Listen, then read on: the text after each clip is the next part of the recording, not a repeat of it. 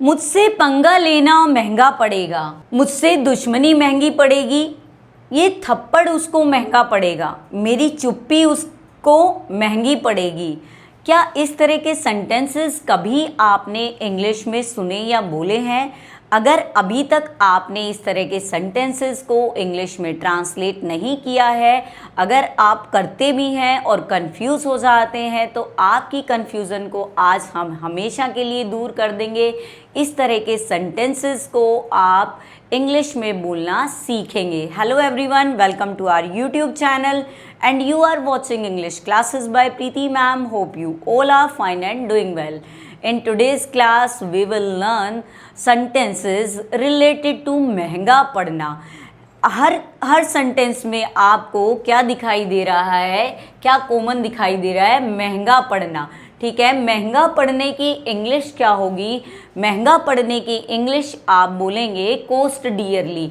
एक phrase use करेंगे that is cost dearly. With the help of this phrase or these words, you can speak these type of sentences easily. Let's get started without any delay or wasting time. अगर channel पे new हैं तो channel को subscribe कर दीजिए, class को like कर दीजिए। अगर आपको क्लास पसंद आए तो आप अपने फ्रेंड्स के साथ क्लास को शेयर भी कर सकते हैं।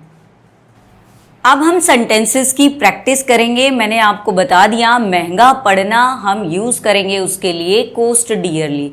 Let's see the examples because example is the most important thing when we learn something. जब कोई चीज़ हम सीखते हैं तो एग्जाम्पल बहुत ज़रूरी है, क्योंकि जब भी हम किसी चीज़ की प्रैक्टिस करते हैं तो हमें एग्जाम्पल्स की नीड होती है। अब फर्स्ट सेंटेंसेस ही देख लीजिए।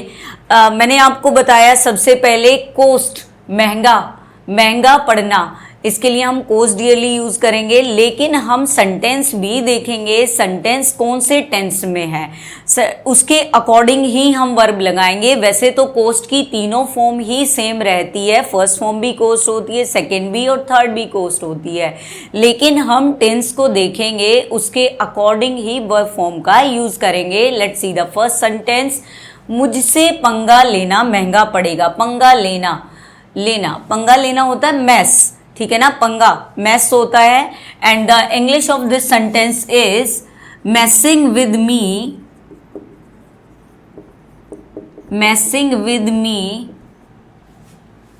Will cost dearly. Messing with me will cost dearly. Let's see the next sentence. मुझसे दुश्मनी महंगी पड़ेगी। दुश्मनी की इंग्लिश होती है एनिमिटी। एनिमी होता है दुश्मन, उससे बना एनिमिटी। स्टार्ट करते हैं, नाउन से ये स्टार्ट है भाई। Enmity with me will cost dearly. Will का यूज क्यों किया गया है? क्योंकि लास्ट में है पड़ेगा। It means it shows the future, ठीक है ना, आगे आने वाले समय को दिखा रहा है, तो इसीलिए हम इसमें फ्यूचर टेंस का यूज करेंगे, इसीलिए विल का यूज किया गया है। Let's see the sentence again. Enmity with me will cost dearly. Let's see some more sentences. Stay with me till last. Next sentence देखते हैं जो अक्सर हम यूज़ करते हैं, जैसे मेरी गलती मुझे महंगी पड़ेगी। कई बार हम मिस्टेक कर देते हैं और वही हमारे ऊपर भारी पड़ जाती है, तो कई बार हम फील करते हैं। तो इस तरह के सेंटेंस को हम इंग्लिश में कैसे बोलेंगे? देखिए, मेरी गलती मुझे महंगी पड़ेगी। अब गलती की इंग्लिश होती है मिस्टेक, और मेरी हो गया my mistake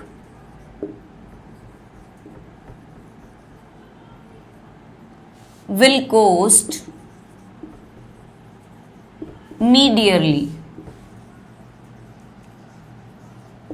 My mistake will cost me dearly.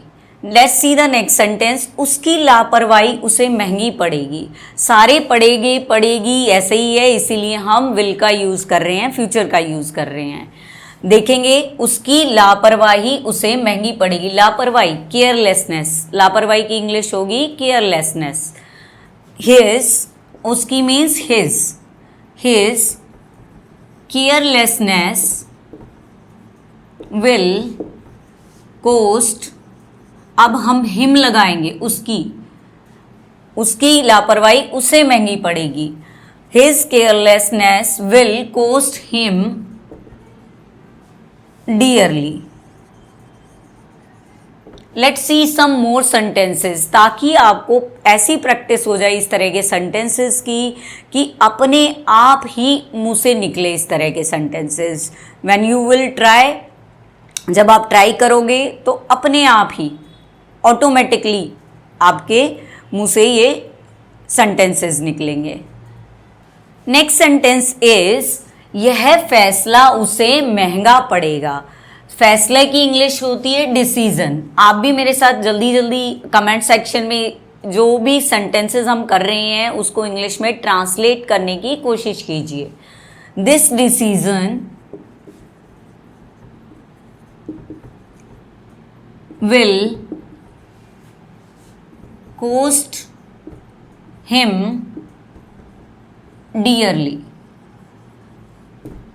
See the complete sentence. This decision will cost him dearly. Let's see the next sentence. तुम्हारी जल्दबाजी तुम्हें महंगी पड़ेगी। जल्दबाजी को इंग्लिश में हेस्ट बोलेंगे, ठीक है। एंड तुम्हारी की इंग्लिश हो जाएगी your haste will cost you dearly. पूरा सेंटेंस देखते हैं इंग्लिश में। Your haste will cost you dearly. Class में लास्ट तक बने रहें, अभी हम दूसरे टेंसेस के सेंटेंसेस भी करने वाले हैं जो कि सेम रहने वाले हैं। कोस्ट को ही लेके हम करेंगे लेकिन टेंस डिफरेंट होंगे।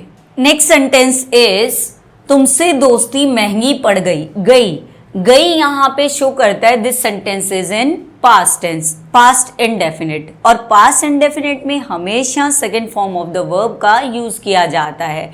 अब कोस्ट की तो तीनों फॉर्म ही एक जैसी हैं, इसीलिए सिर्फ हम कोस्ट का यूज करेंगे।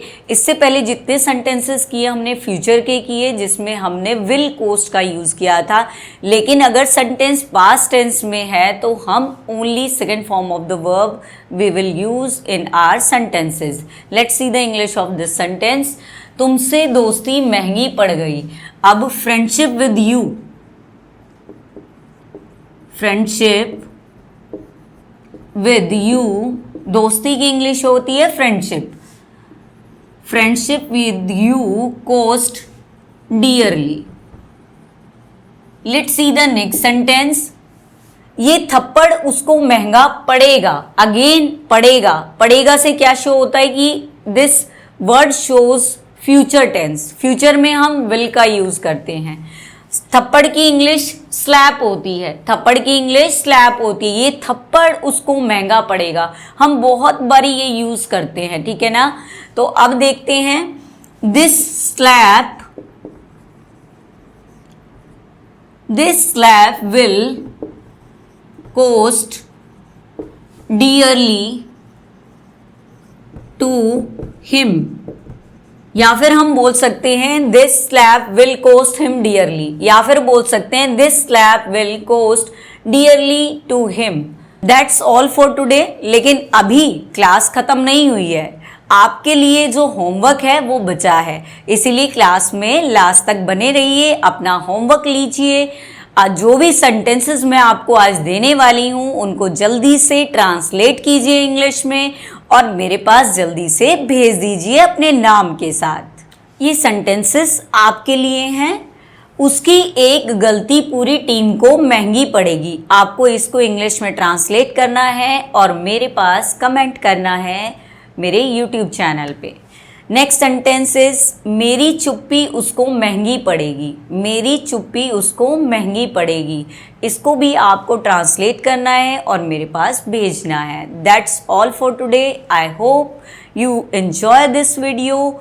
If you found this video beneficial, don't forget to subscribe my channel, share and like my videos.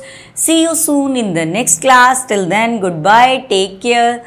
Keep learning, keep practicing, keep growing students. Thanks for watching me again.